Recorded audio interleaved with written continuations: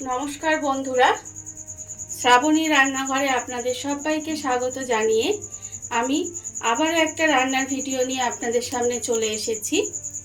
আজকের আমি আপনাদের একেবারে দোকানের মতো ম্যাঙ্গো জুস বাড়িতে বানিয়ে দেখাবো। কত সহজেই কিন্তু এটা বাড়িতে বানানো যায়। তাহলে চলুন এই ম্যাঙ্গো জুসটা আমি কিভাবে বাড়িতে বানাই সেটা আপনারা একবার দেখে নিন। ম্যাঙ্গো জুসটা বানানোর জন্য এখানে আমি 3টে পাকা আম নিয়ে নিয়েছি মাঝারি সাইজের, দেখুন।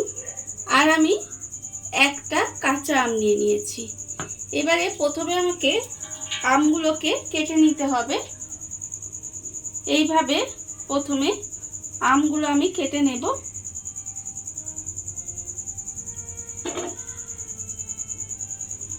প্রথমে পাকা আমগুলো কেটে নেব। প্রথমে আমি পাকা আমের খোসাগুলো ছাড়িয়ে নিয়েছি।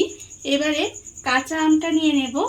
কাঁচা আমটা নিয়ে কাঁচা আমের খোসাটাও কিন্তু এইভাবে ছাড়িয়ে নিতে হবে খুব ভালোভাবে। কাঁচা আমের খোসাটা আমি কেটে নিয়েছি। এইভাবে প্রথমে সমস্ত আমের খোসাগুলো আমি কেটে নিয়েছি।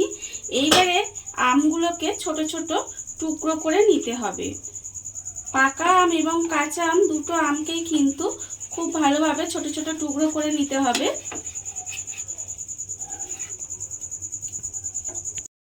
পাকা আম আর কাঁচা আমটা খোসা ছাড়িয়ে ছোট ছোট টুকরো করে রেখে দিয়েছি। আর অন্যদিকে গ্যাসটা অন করে একটা কড়া বসিয়ে নিয়েছি। এইবার আমি কড়ার মধ্যে দিয়ে দেব প্রথমে হাফ বাটি চিনি। এরকম ছোট একটা বাটির আধ বাটি চিনি দিলাম। আর সেই বাটিরই কিন্তু আমি এখানে 1 বাটি জল দেব। জল দিয়ে একটু রান্না হতে দিতে হবে যতক্ষণ না চিনিটা খুব ভালোভাবে গলে যায়। এইভাবে নেড়ে নেড়ে কিছুক্ষণ রান্না করলেই দেখবেন চিনিটা কিন্তু গলে যাবে। চিনিটা আমার এখানে খুব ভালোভাবে গলে গেছে। এবারে এই অবস্থায় কিন্তু আমি এটাকে ঢেলে নেব। ঢেলে একটু ঠান্ডা করে নেব।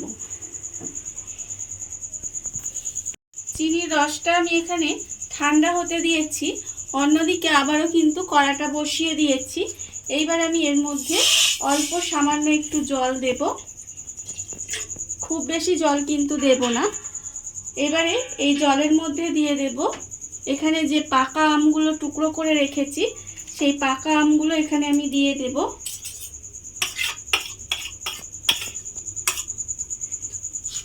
আর আমি যে কাঁচা আমগুলো ছোট ছোট টুকরো করে রেখেছি, সেই কাঁচা আমগুলোও কিন্তু এর মধ্যে দিয়ে দেব।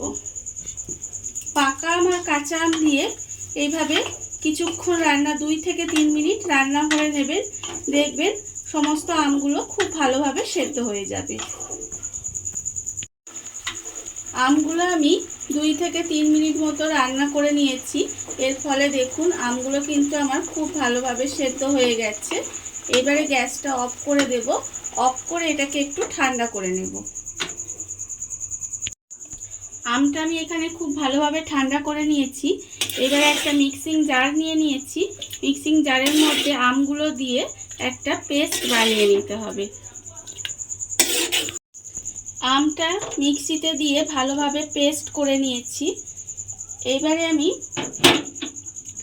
একটা ছাঁকুনির সাহায্যে এটাকে ছেঁকে নেব, যাতে এর মধ্যে কোনো রকম ছিবে না থাকে। এইভাবে ছাঁকুনি দিয়ে আমটাকে একটু ছেঁকে নিতে হবে। আমের কাইটা আমি এইভাবে ছাঁকুনি দিয়ে ছেঁকে ভালোভাবে কাইটা বের করে নিয়েছি। দেখুন এখানে কাইটা বের হয়ে গেছে। আর যে আমের যে ছিবেটা ছিল সেটা কিন্তু আমার রেখে দিয়েছি। এবারে আমি এর মধ্যে দিয়ে দেব যে চিনির রসটা আমি করে রেখেছিলাম, সেই চিনির রসটা আমি এর মধ্যে দিয়ে দেব। দিয়ে এবারে খুব ভালোভাবে এটাকে মিশিয়ে নিতে হবে। মিশিয়ে নিলেই কিন্তু আমার দোকানের মতো একদম ম্যাঙ্গো জুস রেডি হয়ে যাবে। চিনির রসটা দিয়ে খুব ভালোভাবে মিশিয়ে নিয়েছি। দেখুন মিশিয়ে নেওয়ার ফলে কিন্তু আমার ম্যাঙ্গো জুস রেডি হয়ে গেছে। আর এর ঘনত্বটা আমি আপনাদের দেখাচ্ছি, দেখুন ঠিক এরকম হবে, একেবারে দোকানের মতোই মনে হচ্ছে। এবার আমি এগুলোকে গ্লাসে ঢেলে দেব। দেখুন বন্ধুরা, কত অল্প উপকরণে কত অল্প সময় কত সুন্দর একটা ম্যাঙ্গো জুস তৈরি হয়ে গেছে। আর এটা কিন্তু খেতে ভীষণ ভালো হয়। দোকানে যে সমস্ত ম্যাঙ্গো জুস পাওয়া যায় তার থেকে কিন্তু খেতে ভীষণ ভালো হয়। আর এই ভিডিওটা যদি আপনাদের ভালো লেগে থাকে তাহলে লাইক করবেন, কমেন্ট করবেন আর সাবস্ক্রাইব করবেন আমার চ্যানেলকে। আজ এই পর্যন্ত, নমস্কার।